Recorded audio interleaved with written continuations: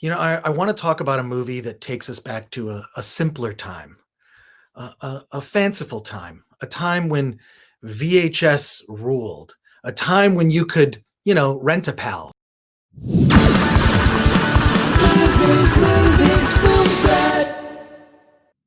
Director Jon Stevenson, how you doing? And actor Brian Landis Folkins, welcome.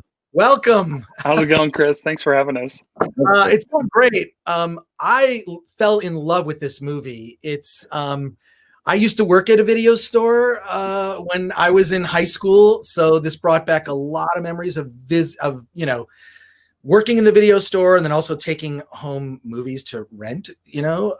And I just love the whole tone and vibe of this movie. I want to say that maybe a tape, because the whole story is sort of kicked off with your character, Brian, gets this video that becomes a friend, this VHS tape. Did something like that actually exist, Jon? Yeah, in the 80s, there was this really great concept called Rent a Friend by Ben Hollis. He's based out of Chicago, and it kind of went viral at the time, or, spread around because it was this really innovative, interactive tape where you would rent a friend. You'd take it home and have a conversation with this guy who's talking to the camera, and Ben Hollis stars in it, and he just riffs for like 42 minutes or something. But when I saw it, I was in this really dark place in my life, and it hit me in this really weird way and sort of opened up this horror movie that I had inside of me, and started writing it, RentAPal. So Rent a Friend is just so cool, and in 100 ways. Is that on YouTube or something? Can you actually find it? It's on YouTube. You can also still buy it on Found Footage Fest. And oh my God, you can still buy it in real life too. Brian has a copy. Well, this is okay. So this is amazing. So Brian, how did you get involved and with this project? I'd worked on a film with Jon years before called Hoax. And, it was just a family kind of crew, a lot of good people on that. And I had reached out to Jon because I was going through some personal stuff that he had gone through as well. And he was like, funny that you are emailing me because I've got the script that I just wrote and I think you'd be perfect for. So he sent me the script, and I was like 8 or 9 pages in, and I was like, Jon, I have to do this movie. It's so good. And we just struck it up from there.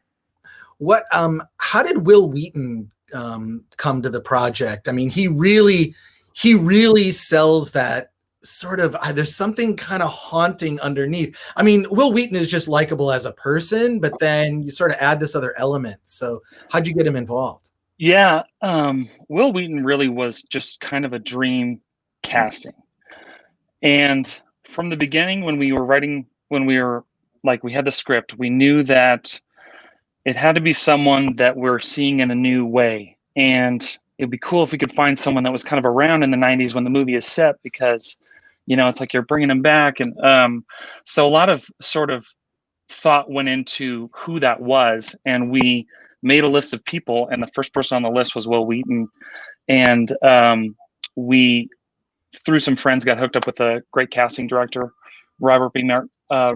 Martin Jr., and he had a good relationship with Wil Wheaton, and we got Wil in the movie. He just he loved the script and was really enthusiastic from day one. So he got it, which was just so exciting. How was it, Brian, like shooting those scenes? I assume, Jon, maybe it's a question for both of you. Like, how did you you shot Wil Wheaton separate and had tons of footage? It's all scripted out. And then how do you act? I mean, you're acting with a tape, right? I mean, you're acting with a tape. So how did that work? So we shot for 3 weeks without Wil's footage. And then I had to do a play. And because of Wil's schedule, we had to wait a little bit to get his footage. So he came in for a day, killed it. And then they sent me what was called the Andy tapes. and is essentially his footage so that I could start rehearsing with that footage and get ready for the last 2 weeks of shooting, which was all the me to screen relationship. And then Jim, you want to talk about Jimmy working the strings behind the scenes there, John? Yeah. Jimmy Weber, our producer, was on a laptop with all the Wil Wheaton footage on it and just hooked up to the TV. And so he was literally hitting start and stop with the space bar and just kind of timing the responses with BLF. And so we would, during rehearsals, before we'd start rolling, they would just do a few takes where they kind of work out like, okay, oh, Jimmy, I need a little more space there. Actually hit that sooner on the next part, you know, that sort of stuff. So it's just really cool because he was kind of puppeting Wil Wheaton in a weird way. In a fantastic way. I'm curious, Wil Wheaton clearly was game to do this. Has he seen the film and what did he think of it? Yeah, Will really loved the film, and we talked on the phone afterwards, and he said out of any movie he's ever been in, he's the most excited for this to come out. And I didn't even know what to say to that. But he's just really proud of it. And it's so great that he in one day was able to bring such like, you know, just, magic to the role and to it. It really could not have worked with anyone else in the way that it does with Will. And it's so exciting. And he really put so much preparation into the role, like just in thinking about who that person is. And he made it very personal for him, which was just kind of a testament to how much he cared about it. I remember going to the set on Will's day and being blown away by the work that he was doing. Like it was none other, you know, I hadn't seen anything like this from him before. And he was so prepared and he was so focused and he was giving variances. He was just giving Jon like a bunch of stuff to play with. And it was a lot of material for one day. And he just like knocked it out of the park. I was so impressed. Well, it totally works because, you know, we're just not used to seeing him like that. We're used to, you know, Wil Wheaton is a nice guy. And this is a complete departure on that. Tell me about like, I don't want to give away anything in the second half of the movie because definitely things take a turn, but the beginning of the movie is just very sad and funny. I mean, I watched the film. I have to say, I watched the film and then I thought it was so amazing. I called up my friend Eric Weber. I'm like, dude, you got to see this movie. And it's just really rewatchable. That's like, you know, you really are excited about a film when you want to see it again, like right away. But I like the joy of watching Eric squirm during so many things was awesome. But the dating aspect. So this beginning, you know, your character, if I might call you BFL. BLF. Oh, well, okay. Brian Landis Folkins. Oh, okay, cool. Brian Landis Folkins. Tell me about like I seem to remember a dating service like that existed. Is that true? Like, there was definitely videotape dating.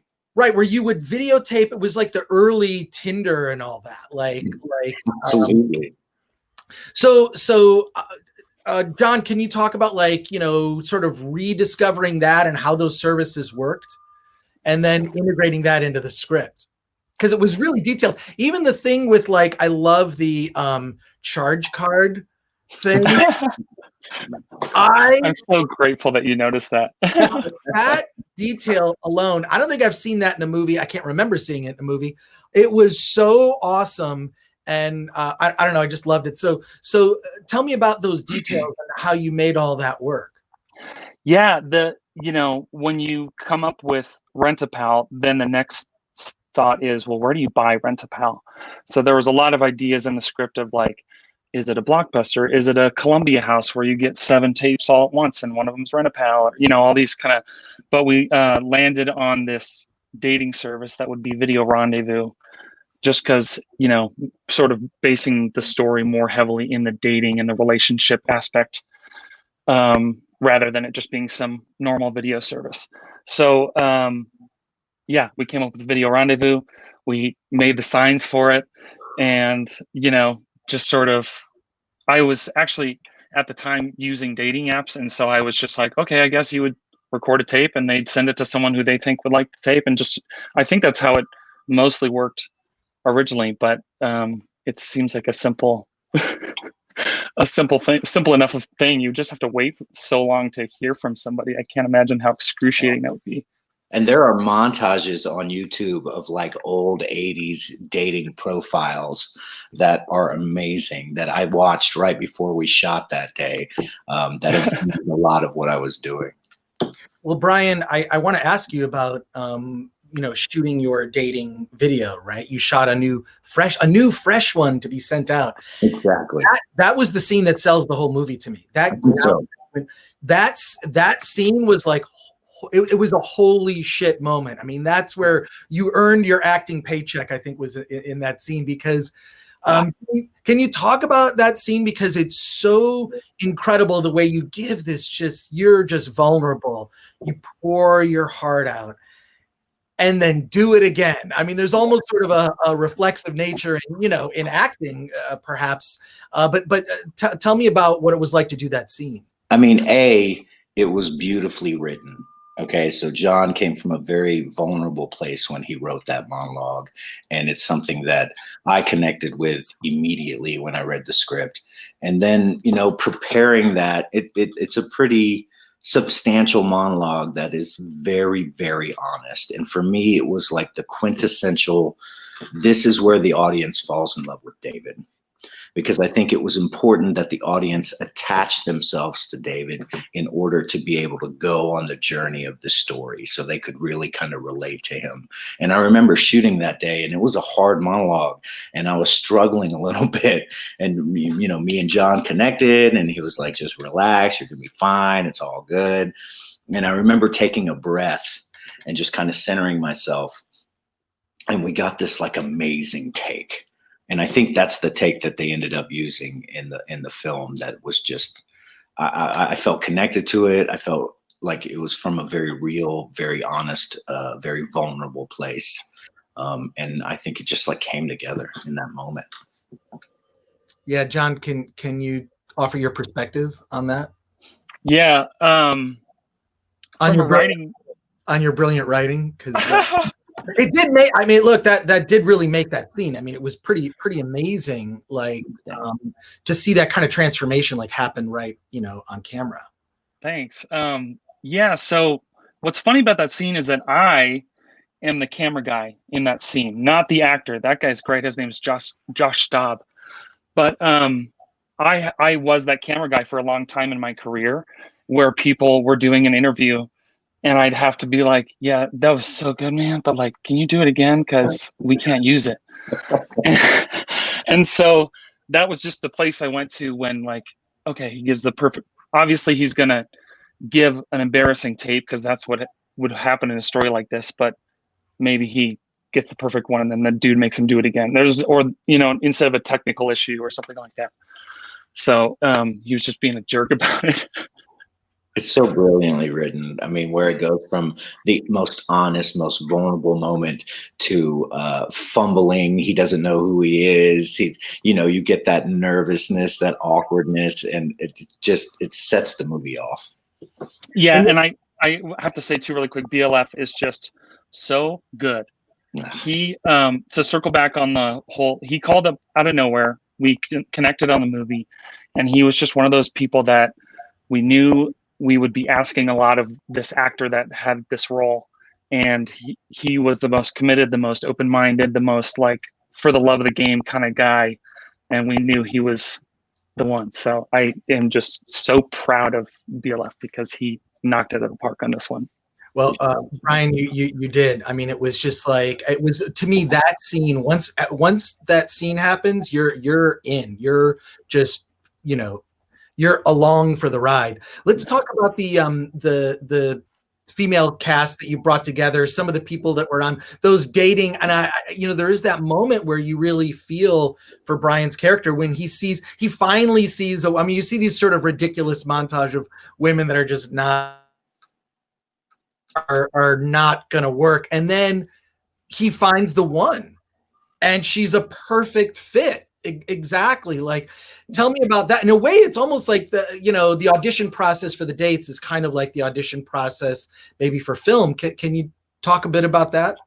You couldn't have said it better. The casting Amy in the role was much like the dating process that David has in the film.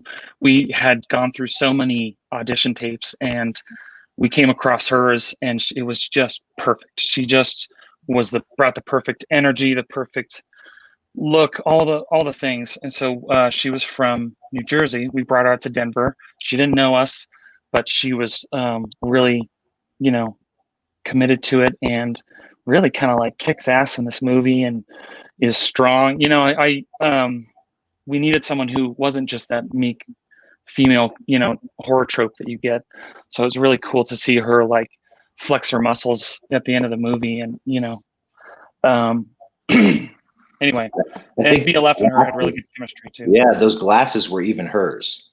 Yeah, I remember she was telling a story about wanting to put this audition on tape, but she was like across town, and she was like, I can't do it until I get home and I get those glasses, because they're so specific to her character. I thought it was really sweet. And then they used those glasses in the film. Well, it's interesting. I mean, with there's so many great indie movies that are actually coming to drive-ins and on VOD. This is coming to drive-ins, which I have been going to weekly. Yes, I know, and it's a perfect drive-in movie too. It's such a great. There's a thing that's like certain indie films are just not going to work, but like this particular film, a good sort of suspense thriller horror is so suited for drive-ins. So can you, like, have you been going to drive-ins? I mean, I will say this, I'm going every week. Nothing's going to stop me. That's amazing. We don't have a whole bunch of drive-ins locally, and the ones we have primarily focus on family-friendly films. Gotcha. Not really new releases. So I've been jonesing this summer to see a film in the drive-in. Something like this would be amazing at like 11 o'clock at night. It would be epic. Well, I can't say that I'm actually lucky to live in the Los Angeles area at this current time, but I will say I'm driving distance to 3 drive-in movie theaters, and they have shut down.